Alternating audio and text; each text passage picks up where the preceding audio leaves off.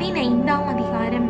கர்த்தர் மோசேயை நோக்கி, நீ இஸ்ரவேல் புத்திரரோடே சொல்ல வேண்டியது என்னவென்றால், நீங்கள் குடியிருக்கும்படி நான் உங்களுக்கு கொடுக்கும் தேசத்தில் நீங்கள் போய் சேர்ந்த பின்பு, விசேஷித்த பொருத்தனையாயாவது, உற்சாக பலியாயாவது, உங்கள் பண்டிகைகளில் செலுத்தும் பலியாயாவது, கர்த்தருக்கு மாடுகளிலாகிலும் ஆடுகளிலாகிலும் சர்வாங்க தகன பலியாயாவது, மற்ற யாதொரு பலியையாவது கர்த்தருக்கு சுகந்த வாசனையான தகனமாக பலியிடும் போது, தன் படைப்பை கர்த்தருக்கு செலுத்துகிறவன் சர்வாங்க தகன பலிக்காகிலும் மற்ற பலிக்காகிலும் ஒரு ஆட்டுக்குட்டியுடனே ஒரு மரக்காலிலே 10 ஒரு பங்கு காற்படி எண்ணெயிலே பிசைந்ததுமான மெல்லிய மாவின் போஜன பலியை செலுத்த கடவன். பானபலியாக காற்படி திராட்சை ரசத்தையும் படைக்க வேண்டும்.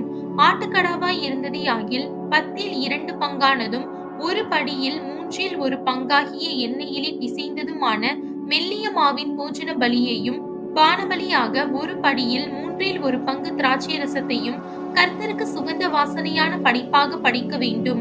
நீ சர்வாங்க தகன பலிக்காகிலும் விசேஷித்த பொருத்தனை பலிக்காகிலும் சமாதான பலிக்காகிலும் ஒரு காளையை கர்த்தருக்கு செலுத்த ஆயத்தப்படும் போது, அதனோடே 10 பங்கானதும் அரைப்படி எண்ணெயிலே பிசைந்ததுமான மெல்லிய மாவின் போஜன பலியையும், பானபலியாக அரைப்படி திராட்சை ரசத்தையும் கர்த்தருக்கு சுகந்த வாசனையான தகன பலியாக படைக்க வேண்டும். இந்த பிரகாரமாகவே ஒவ்வொரு மாட்டுக்காகிலும் ஆட்டுக்கடாவுக்காகிலும் செம்மறியாட்டு குட்டிக்காகிலும் வெள்ளாட்டு குட்டிக்காகிலும் செய்து படைக்க வேண்டும். நீங்கள் படைக்கிறவைகளின் இலக்கத்திற்கு தக்கதாய் ஒவ்வொன்றிற்காகவும் இந்த பிரகாரம் செய்ய வேண்டும். சுதேசத்தில் பிறந்தவர்கள் யாவரும் கர்த்தருக்கு சுகந்த வாசனையான தகன பலியை செலுத்தும் போது இவ்விதமாகவே செய்ய வேண்டும். உங்களிடத்தில் தங்கியிருக்கிற அந்நியனாவது, உங்கள் நடுவிலே உங்கள் தலைமுறை தோறும் குடியிருக்கிறவனாவது, கர்த்தருக்கு சுகந்த வாசனையான தகன பலி செலுத்த வேண்டுமானால், நீங்கள் செய்கிறபடியே அவனும் செய்ய வேண்டும். சபையாராகிய உங்களுக்கும் உங்களிடத்தில் தங்குகிற அந்நியனுக்கும் ஒரே பிரமாணம் இருக்க வேண்டும் என்பது உங்கள் தலைமுறைகளில் நித்திய கட்டளையாய் இருக்க கடவது. கர்த்தருக்கு முன்பாக அந்நியனும் உங்களைப் போலவே இருக்க வேண்டும். உங்களுக்கும் உங்களிடத்தில் தங்குகிற அந்நியனுக்கும் ஒரே பிரமாணமும் ஒரே முறைமையும் இருக்க கடவது என்று சொல்கின்றார். பின்னும் கர்த்தர் மோசேயை நோக்கி, நீ இஸ்ரவேல் புத்திரரோடே சொல்ல வேண்டியது என்னவென்றால், நான் உங்களை அழைத்துக் கொண்டு போகிற தேசத்தில் நீங்கள் சேர்ந்து தேசத்தின் ஆகாரத்தை புசிக்கும் போது கர்த்தருக்கு ஏறெடுத்து படைக்கும் காணிக்கையை செலுத்த கடவீர்கள். உங்கள் பிசைந்த மாவினால் செய்த முதற்பலனாகிய அதிரசத்தை ஏறெடுத்து படைப்பீர்களாக. போரடிக்கிற களத்தின் படைப்பை ஏறெடுத்து படைக்கிறது போல அதையும் ஏறெடுத்து படைக்க வேண்டும். இப்படி உங்கள் தலைமுறை தோறும் உங்கள் பிசைந்த மாவின் முதற் பலனிலே கர்த்தருக்கு படைப்பை ஏறெடுத்து படைக்க கடவீர்கள். கர்த்தர் மோசேயின் இடத்தில் சொன்ன இந்த கற்பனைகள் எல்லாவற்றின்படியும் கர்த்தர் மோசேயை கொண்டு கட்டளை கொடுத்த நாள் முதற்கொண்டு அவர் உங்களுக்கும் உங்கள் சந்ததிகளுக்கும் நியமித்த எல்லாவற்றின்படியேயும் நீங்கள் செய்யாமல் அறியாமல் தவறி நடந்தாலும், சபையாருக்கு தெரியாமல் யாதொரு தப்பிதம் செய்தாலும், சபையார் எல்லாரும் கர்த்தருக்கு சுகந்த வாசனையான தகன பலியாக ஒரு காளையையும், முறைமைப்படி அதற்கேற்ற போஜன பலியையும், பான பலியையும், பாவ நிவாரண பலியாக ஒரு வெள்ளாட்டு கடாவையும் செலுத்த வேண்டும். அதனால் ஆசாரியன் இஸ்ரவேல் புத்திரரின் சபை அனைத்திற்காகவும் பாவ நிவிர்த்தி செய்ய கடவன். அது அறியாமையினால் செய்யப்பட்டபடியினாலும், அதிநிமித்தம் அவர்கள் கர்த்தருக்கு தகன பலியையும் பாவ நிவாரண பலியையும் கர்த்தருடைய சந்நிதியில் கொண்டு வந்ததினாலும் அது அவர்களுக்கு மன்னிக்கப்படும். அது அறியாமையினாலே ஜனங்கள் யாவருக்கும் வந்தபடியால் அது இஸ்ரவேல் புத்திரரின் சபை அனைத்திற்கும் அவர்களுக்குள்ளே தங்குகிற அந்நியனுக்கும் மன்னிக்கப்படும். ஒருவன் அறியாமையினால் பாவம் செய்தானாகில் ஒரு வயதான வெள்ளாட்டை பாவ நிவாரண பலியாக செலுத்த கடவன்.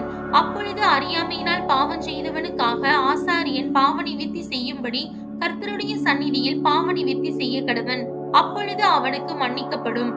இஸ்ரவேல் புத்திரராகிய உங்களில் பிறந்தவனுக்கும் உங்களுக்குள்ளே தங்கும் அந்நியனுக்கும் அறியாமையினால் பாவம் செய்தவன் நிமித்தம் ஒரே பிரமாணம் இருக்க வேண்டும். அன்றியும் தேசத்திலே பிறந்தவர்களிலாகிலும் அந்நியர்களிலாகிலும் எவனாவது துணிகரமாய் யாதொன்றை செய்தால் அவன் கர்த்தரை நிந்திக்கிறான். அந்த ஆத்துமா தன் ஜனத்தாரில் இராதபடிக்கு அறுப்புண்டு போக வேண்டும். அவன் கர்த்தரின் வார்த்தையை அசட்டை பண்ணி அவர் கற்பனையை மீறினபடியால் அந்த ஆத்துமா அறுப்புண்டு போக வேண்டும். அவன் அக்கிரமம் அவன் மேல் இருக்கும் என்று சொல்கின்றார். இஸ்ரவேல் புத்திரர் வனாந்திரத்தில் இருக்கையில் ஓய்வு நாளில் விறகுகளை பொறுக்கிக் கொண்டிருந்த ஒரு மனிதனை கண்டுபிடித்தார்கள். விறகுகளை பொறுக்கின அந்த மனிதனை கண்டுபிடித்தவர்கள் அவனை மோசே மோசே ஆரோன் என்பவர்களிடத்துக்கும் சபையார் அனைவரிடத்துக்கும் கொண்டு வந்தார்கள். அவனுக்கு செய்ய வேண்டியது இன்னதென்று தீர்க்கமான உத்தரவு இல்லாதபடியினால் அவனை காவலில் வைத்தார்கள். கர்த்தர் மோசேயை நோக்கி, அந்த மனிதன் நிச்சயமாய் கொலை செய்யப்பட வேண்டும். சபையார் எல்லாரும் அவனை பாளையத்திற்கு புறம்பே கல்லெறிய கடவர்கள் என்றார். அப்பொழுது சபையார் எல்லாரும் கர்த்தர் மோசேக்கு கட்டளையிட்டபடியே அவனை பாளையத்திற்கு புறம்பே கொண்டு போய் கல்லெறிந்தார்கள். அவன் செத்தான். பின்னும் கர்த்தர் மோசேயை நோக்கி, நீ இஸ்ரவேல் புத்திரரிடத்தில் பேசி, அவர்கள் தங்கள் தலைமுறை தோறும் தங்கள் வஸ்திரங்களின் ஓரங்களிலே தொங்கல்களை உண்டாக்கி, ஓரத்தின் தொங்கலிலே இளநீல நாடாவை கட்ட வேண்டும் என்று அவர்களுக்குச் சொல். நீங்கள் பின்பற்றி சோரம் போகிற உங்கள் இருதயத்துக்கும் உங்கள் கண்களுக்கும் ஏற்க நடவாமல், அதை பார்த்து கர்த்தரின் கற்பனைகளை எல்லாம் நினைத்து அவைகளின்படியே செய்யும்படிக்கு அது உங்களுக்கு தொங்கலாய் இருக்க வேண்டும். நீங்கள் என் கற்பனைகளை எல்லாம் நினைத்து அவைகளின்படியே செய்து உங்கள் தேவனுக்கு பரிசுத்தராய் இருக்கும்படி அதை பார்ப்பீர்களாக. நான் உங்களுக்கு தேவனாய் இருக்கும்படி உங்களை எகிப்து தேசத்தில் இருந்து புறப்பட பண்ணின உங்கள் தேவனாகிய கர்த்தர், நானே உங்கள் தேவனாகிய கர்த்தர் என்று சொல் என்றார்.